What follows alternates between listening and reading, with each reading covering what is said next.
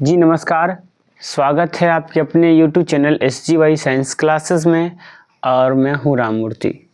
दोस्तों, आधुनिक इतिहास के इस श्रृंखला में आज हम लोग बातचीत करने जा रहे हैं भारत का संवैधानिक विकास यानी the constitutional development of India, और ये अपना 32वां टॉपिक है। इससे पहले 33 टॉपिक का वीडियो हम बना करके एक प्लेलिस्ट बना दिए हैं प्रॉपर रूप से। उसका वीडियो आपको हमारे प्लेलिस्ट में जाके मिल जाएगा, आप उसे देख सकते हैं। तो चलिए बिना देरी किए शुरू करते हैं अपने इस पाठशाला को। और ये रहा आज का पहला प्रश्न। कहता है कि बंगाल राज्य बंदी विनियमन यानी बंगाल विनियमन थर्ड को निम्नलिखित में से किस वर्ष में पारित किया गया था? 1876 में, 1812 में, 1857 में या 1818 में? तो बंगाल विनियमन थर्ड जो है ये 1818 ईस्वी में पारित किया गया था। और ये प्रश्न RRB NTPC स्टेज 2 12 जून 2022 की फर्स्ट शिफ्ट में पूछा गया है। तो चलिए जरा इसका डिस्कशन हम लोग देख लेते हैं। तो यहाँ पर आप देख सकते हैं बंगाल राज्य बंदी विनियमन अर्थात बंगाल विनियमन थर्ड 1818 में पारित किया गया। इस निवारक निरोध कानून के माध्यम से सरकार किसी भी व्यक्ति को न्यायिक प्रक्रियाओं से गुजारे बिना सीधे ही गिरफ्तार कर सकते थे। मतलब ये जो बंगाल राज्य बंदी विनियमन था, इसके तहत क्या था कि आप किसी भी व्यक्ति को, सरकार किसी व्यक्ति को बिना कानून पारित किए, बिना कानून का सहायता लिए उसे गिरफ्तार कर सकते थे। जैसे एज इट आप मान सकते हैं रॉलेट एक्ट के समान ये था। चलिए अगले प्रश्न की ओर हम लोग चलते हैं। और अगला प्रश्न ये रहा आपके स्क्रीन बोर्ड पर। प्रश्न कहता है कि निम्नलिखित में से कौन सा अधिनियम ईस्ट इंडिया कंपनी के विभिन्न अंगों की शक्तियों और जिम्मेदारियों को परिभाषित करते हुए ब्रिटिश संसद द्वारा पारित किया गया था? पहला है भारत सरकार अधिनियम 1858, विनियमन अधिनियम 1773, भारत परिषद अधिनियम 1892 या पिट्स इंडिया एक्ट 1884। तो चलिए सबसे पहले इसका डिस्कशन हम लोग देखते हैं। तो यहाँ देखेंगे तो यहाँ स्पष्ट लिखा गया है कि विनियमन अधिनियम 1773 ईस्ट इंडिया कंपनी के विभिन्न अंगों की शक्तियों और जिम्मेदारियों को परिभाषित करते हुए ब्रिटिश संसद द्वारा पारित किया गया था। यानी इस प्रकार से जो अपना सही आंसर हो जाता है वो सही आंसर होता है 1773। क्या हो जाता है 1773? बी हो जाता है सही आंसर। लेकिन क्या है इसकी कुछ जानकारी, विशेष जानकारी के लिए हम लोग इसे पढ़ लेते हैं एक बार। कहता है कि ब्रिटिश संसद द्वारा पारित यह रेगुलेटिंग एक्ट कंपनी के भारतीय प्रशासन पर संसदीय नियंत्रण की दिशा में महत्वपूर्ण कदम था। मतलब यह एक रेगुलेटिंग एक्ट था जो कंपनी के भारतीय प्रशासन पर संसदीय नियंत्रण की दिशा में महत्वपूर्ण कदम था। यानी इसके द्वारा कंपनी भारत के प्रशासन पर संसदीय नियंत्रण बनाया था। इस अधिनियम द्वारा बंगाल के गवर्नर को बंगाल का गवर्नर जनरल का पद नाम दिया गया था। यानी यहाँ पर जो विनियमन अधिनियम 1773 जो था, यानी 1773 का जो रेगुलेटिंग एक्ट था, उसी के द्वारा बंगाल के गवर्नर को बंगाल के गवर्नर जनरल का नाम दिया गया तथा मुंबई और मद्रास के गवर्नर को इसके अधीन कर दिया गया और बंगाल के गवर्नर जनरल के ही अधीन मुंबई और मद्रास के गवर्नर को कर दिया गया। इस एक्ट के तहत बनने वाले बंगाल के पहले गवर्नर जनरल बेरिंग हेंगस्टीन था, यानी भारत का पहला गवर्नर जनरल या बंगाल का पहला गवर्नर जनरल कौन था? तो बेरिंग हेंगस्टीन था। और बंगाल का पहला गवर्नर जनरल बेरिंग हेंगस्टीन कब बना था? 1773 में। 1773 के विनियमन अधिनियम या 1773 का रेगुलेटिंग एक्ट भी आप इसे कह सकते हैं। और बंगाल का पहला गवर्नर जनरल इस प्रकार से बेरिंग हेंगस्टीन बना था।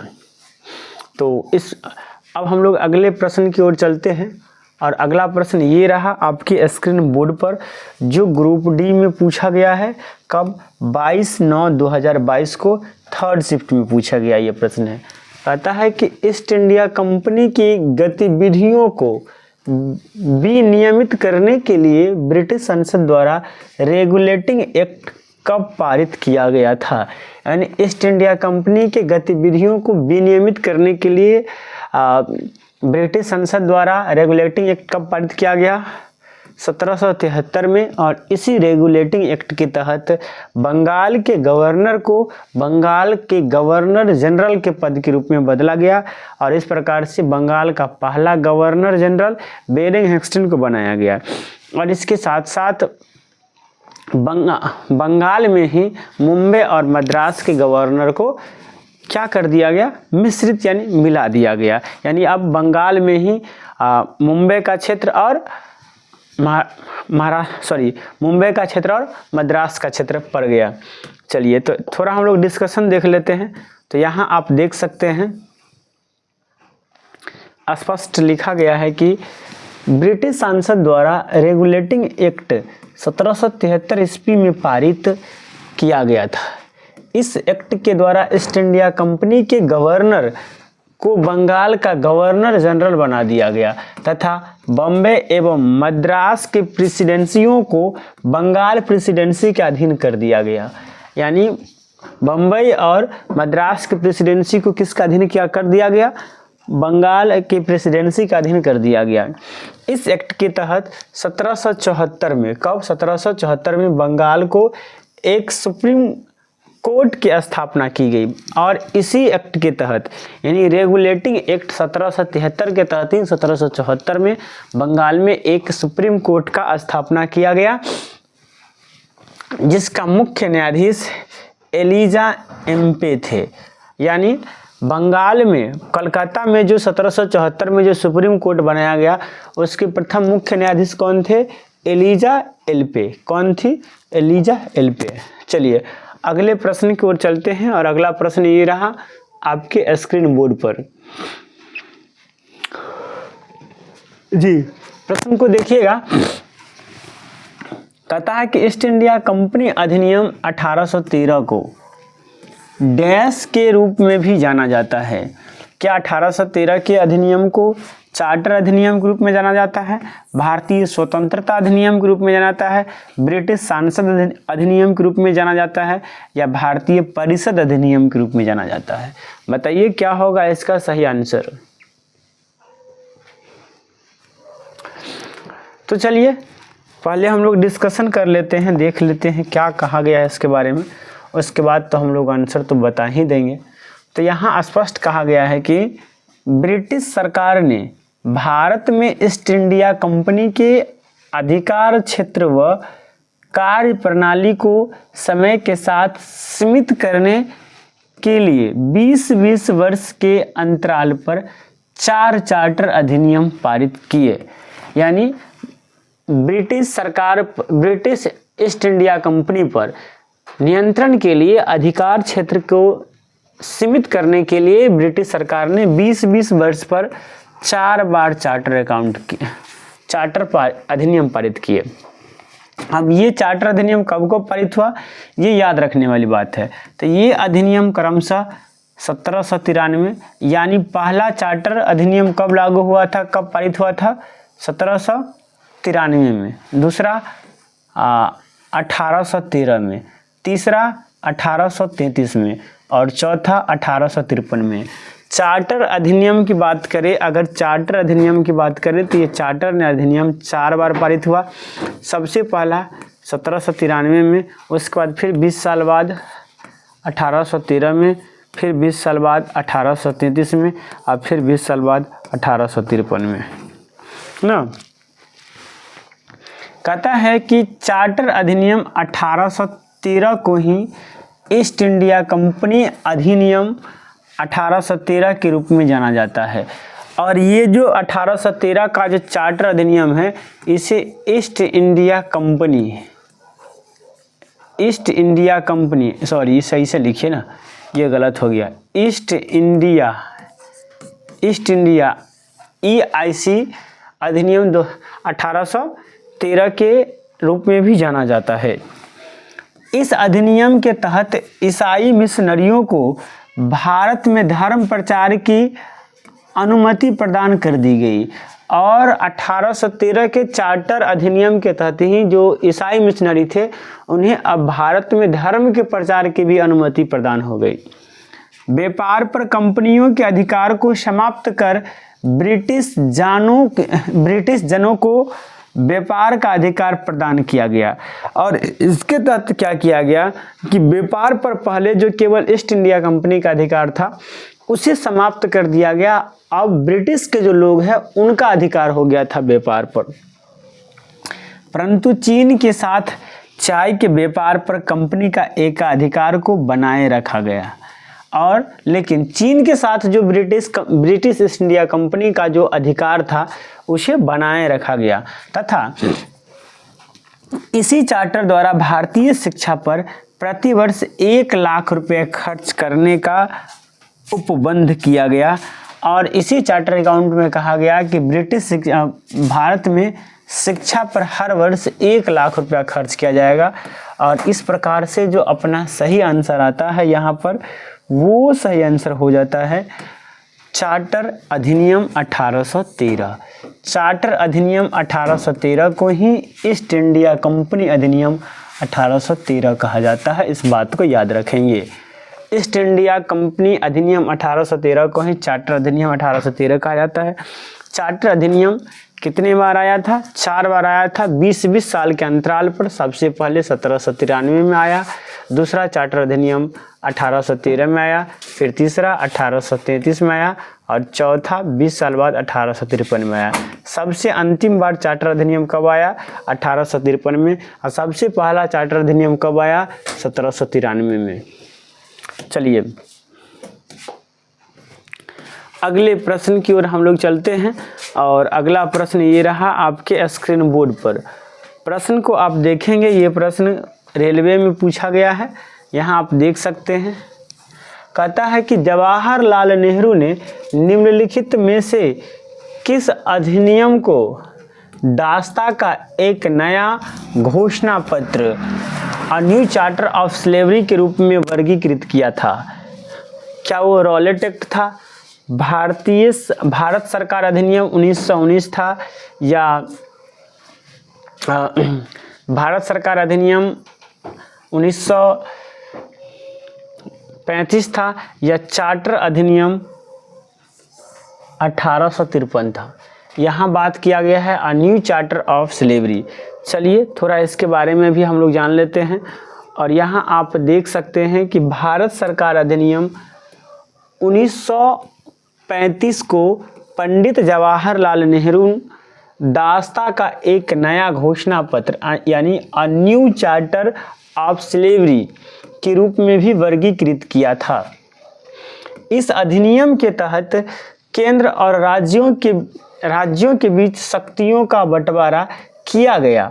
यानी भारत सरकार अधिनियम 1935 में ही केंद्र और राज्यों के बीच शक्ति का बंटवारा किया गया तथा प्रांतों में द्वैत शासन समाप्त कर केंद्र में द्वैत शासन स्थापित किया गया।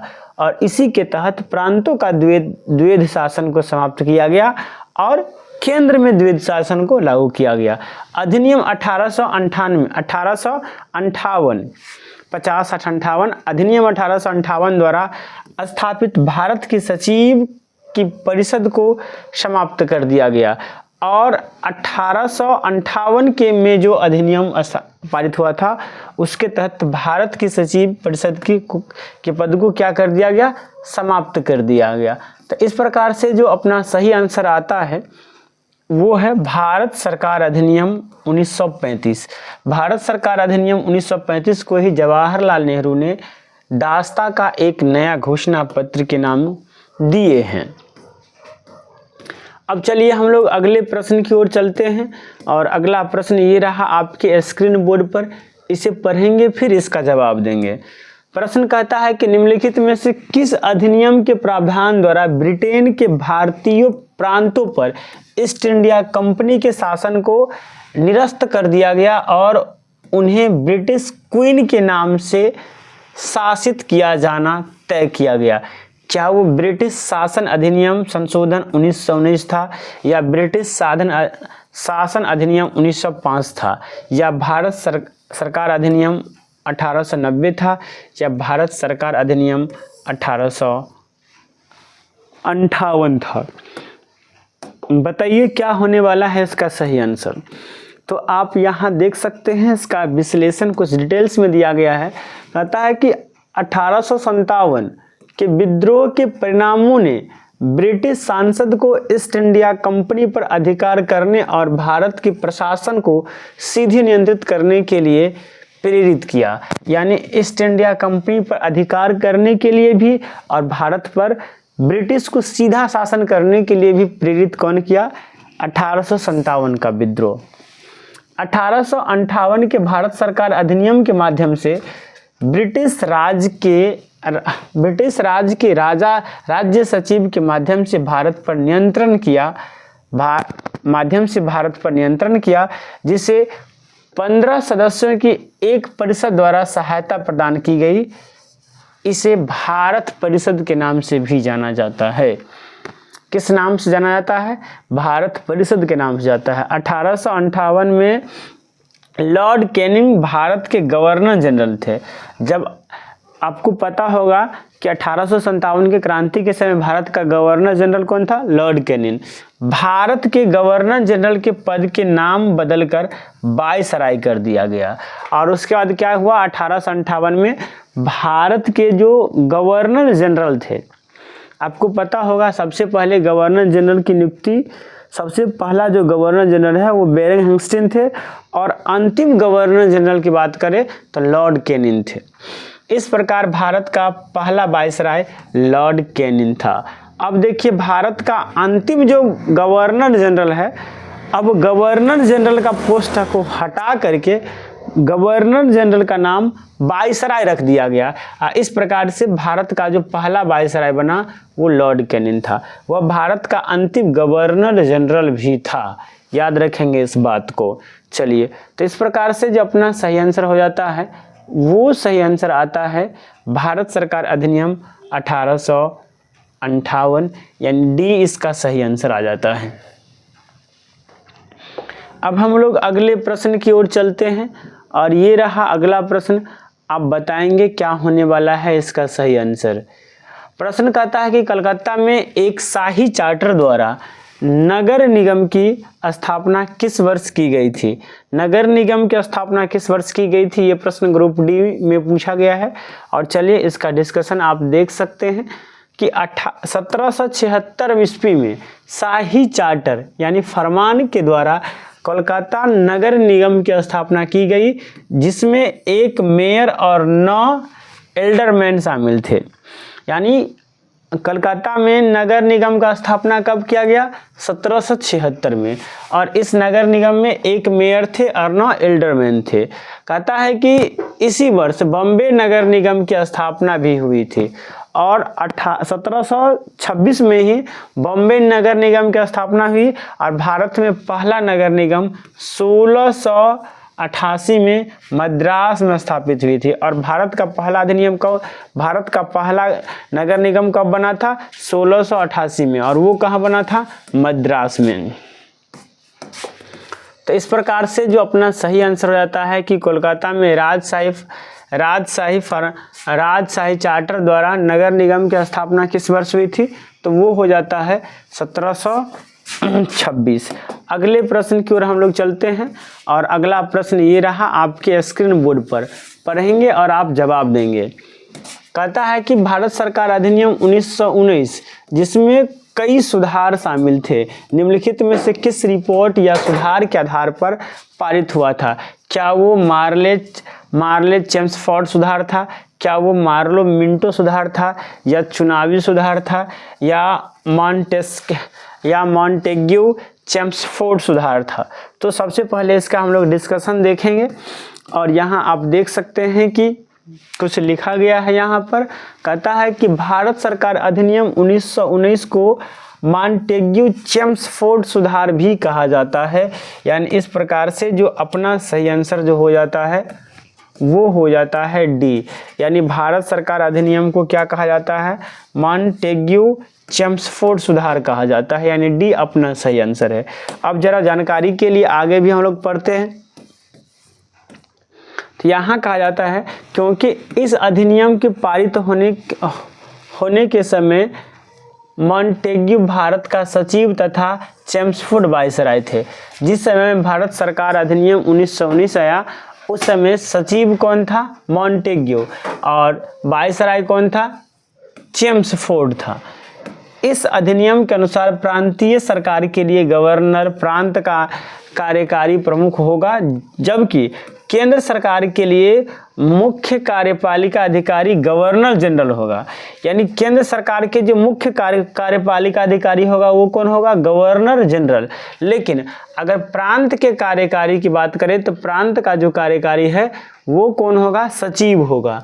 इस अधिनियम के अनुसार प्रांतीय सरकार के लिए गवर्नर और प्रांत के कार्यकारी प्रमुख होगा। लेकिन अगर हम लोग केंद्र की बात करें तो केंद्र के कार्यकारी कौन होगा? गवर्नर जनरल होगा।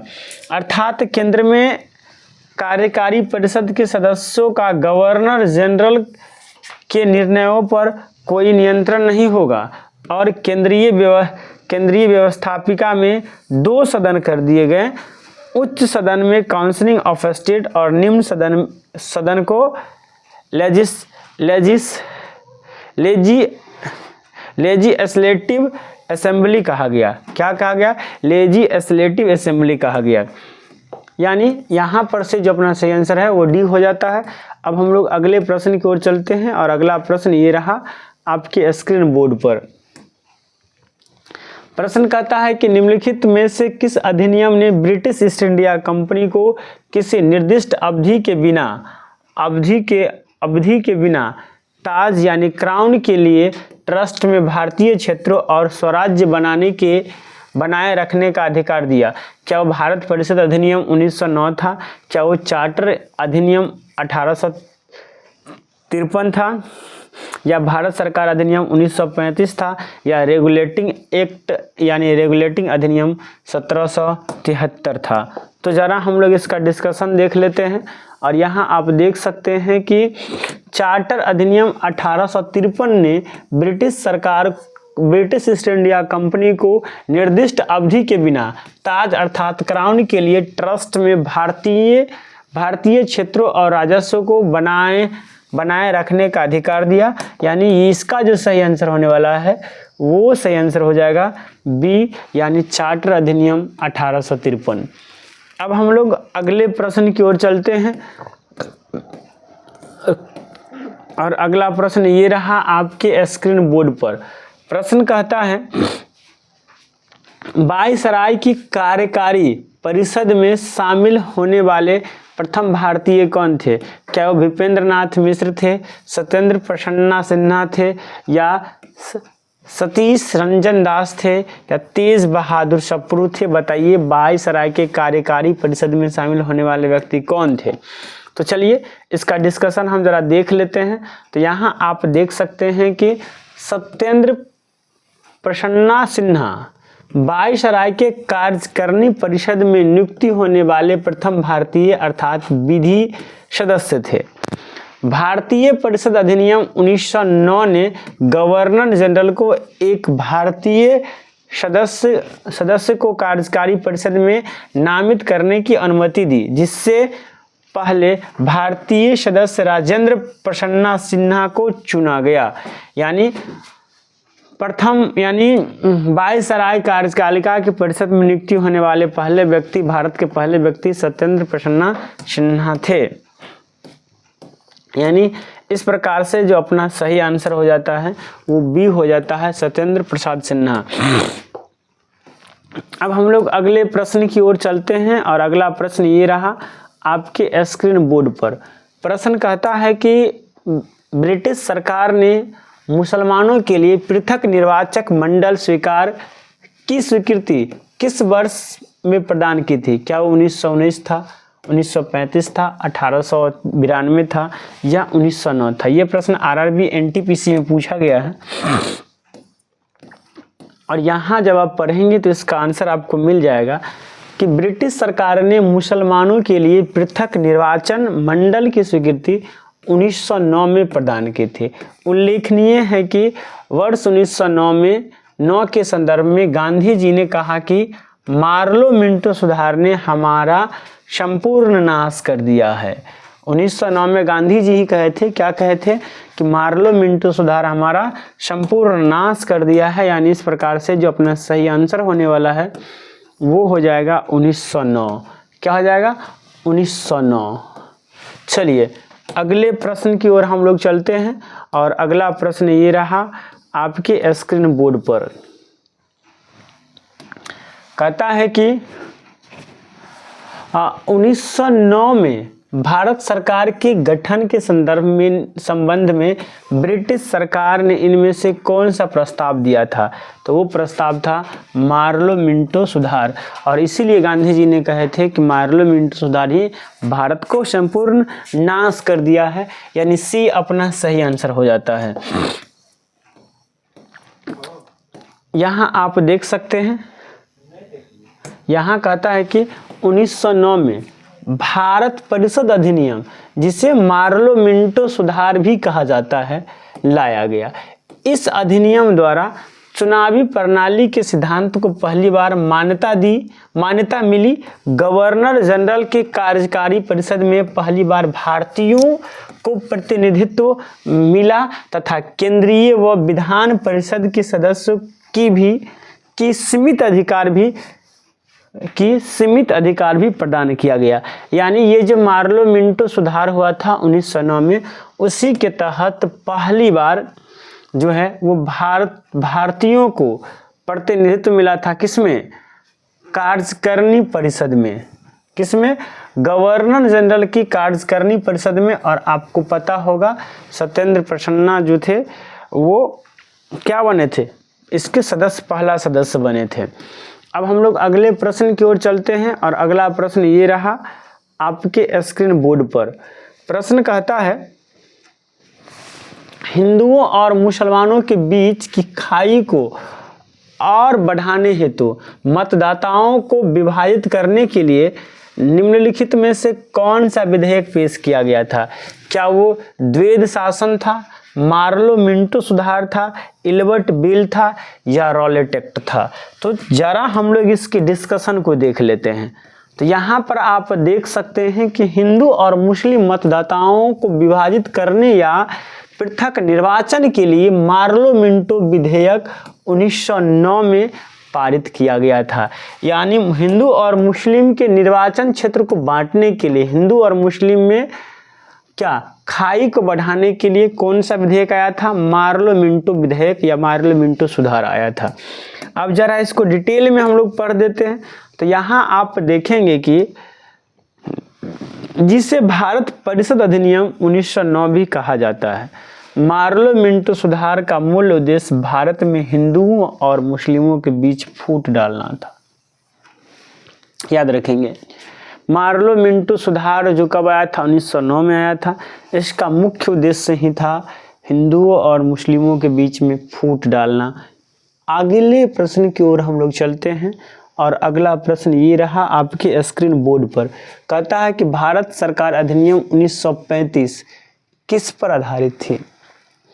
क्या वो संविधान के मसौदा तैयार करने हेतु एक विधानसभा के विचार की स्वीकृति थी? क्या वो ब्रिटिश भारत के प्रांतों के अधिवेशन का सिद्धांत था? भारत की स्वतंत्रता की स्वीकृति थी या एक संघीय या संसदीय प्रणाली का सिद्धांत था? बताइए क्या था इसका सही आंसर बताइए। और उससे पहले हम लोग डिस्कशन कर लेते हैं। तो यहाँ पर आप देख सकते हैं कि भारत सरकार अधिनियम 1935 एक संघीय एवं संसदीय प्रणाली के सिद्धांत पर आधारित था। 1935 अधिनियम द्वारा सर्वप्रथम भारत में संघात्मक सरकार स्थापित की गई। संसदीय प्रणाली में कार्यपालिका विधेयिका से वैधता प्राप्त करती थी और उसी के प्रति उत्तरदायी होती थी। भारत में यह व्यवस्था ब्रिटेन से लाई गई है। ये डी इसका सही आंसर हो जाता है। और यहाँ से इसका जो सही आंसर होता है वो हो जाता है एक संघीय और संसदीय प्रणाली का सिद्धांत। D is the right answer. और दोस्तों thank you for watching this video. आपको वीडियो देखने के लिए बहुत बहुत धन्यवाद। पर आपको कैसा लगा हमारा ये वीडियो कमेंट बॉक्स में ज़रूर बताइएगा। अगर अच्छा लगा है तो लाइक कीजिए। साथ ही साथ यदि आप हमारे इस चैनल पर नए हैं तो इसे सब्सक्राइब करके बेल आइकन को दबा दीजिए और मज़े लीजिए, आनंद लीजिए और पढ़ाई को पूरा कीजिए निःशुल्क डिटेल में। चलिए मिलते हैं नेक्स्ट वीडियो में। आज के लिए इतना ही। जय हिंद, जय भारत।